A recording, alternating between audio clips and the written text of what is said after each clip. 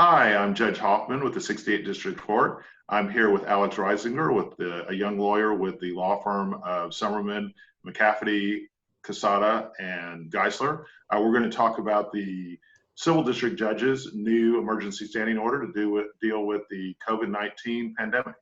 To you, Alex. Well, one of the biggest questions I know is on a lot of lawyers' mind is when are we going to get jury trials back, and how long are we not going to have any jury trials? Under Clay Jenkins' orders, all jury trials are suspended until May 8th. That's both civil and criminal. After that, we just don't know. What changes can attorneys expect to motion practice underneath this order?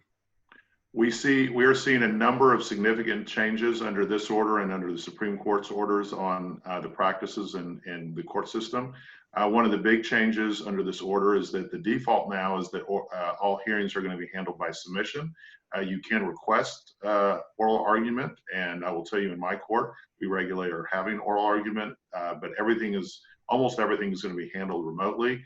The Supreme Court has made it very clear, and this order amplifies that, is that unless a hearing is considered an essential hearing, it cannot be conducted live. Most hearings, or the vast majority of hearings, are going to be handled remotely. And there's some other changes within the order as well. What about hearings that rely on live testimony? How can attorneys get that evidence in front of judges?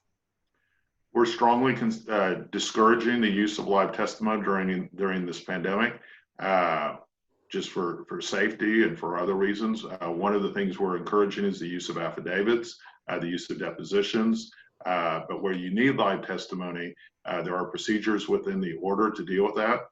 Very rarely is it actually going to be live testimony. It's usually going to be telephonically or through some other technological means. And there are certain deadlines within the order. If it's going to be on Zoom, for example, you have to send out the invite at least 48 hours in advance, and you have to provide all of the exhibits to the court reporter and the court coordinator before the hearing, and they need to be sequential and pre-marked. For attorneys that are proceeding with depositions during this time, what can attorneys do when there are motions to quash, or how do they handle motions to compel under this order? One of the things that's clear for the Supreme Court and the civil district judges is that the wheels of justice need to keep moving. And so it just needs to be done in a different way and a safer way.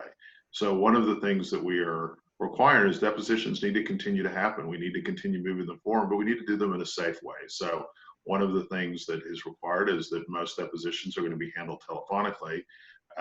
And we've heard concerning news that some attorneys have said that they are suspending all depositions until after this is over, if they can attend the deposition live. The order specifically says that that will not be a basis for a motion to quash, and that telephonic and technological depositions should be moving forward. Are there specific rules that attorneys should be aware of with regards to mediations underneath this order? Mediations have also changed. Mediations need to be handled remotely as well, and it requires, but they shouldn't stop. You should continue to have mediations, and you're still going to be required, just like you would in a live mediation, to attend the entire mediation. And so you are not released from the mediation until the mediator releases you, whether you're there by phone or by Zoom or some other technological means. So you need to be there for the entire mediation.